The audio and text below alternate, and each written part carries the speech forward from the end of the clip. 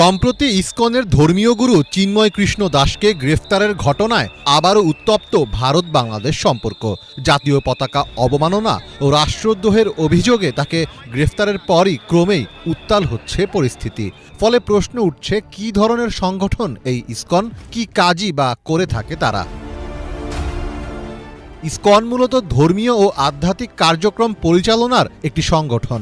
ইসকনের প্রধান কার্যক্রমের মধ্যে রয়েছে মন্দির নির্মাণ, ধর্মীয় উপদেশ দেওয়া, শ্রীমদ্ ভগবত গীতার প্রচার, ভক্তি কার্যক্রম এবং দাতব্য সংস্থা পরিচালনা। মন্দির রক্ষণাবেক্ষণ এবং আধ্যাত্মিক অনুশীলনের পাশাপাশি সংস্কৃতি চর্চার অংশ হিসেবে যোগব্যায়াম ও শিক্ষামূলক প্রোগ্রাম করে থাকে সংগঠনটি।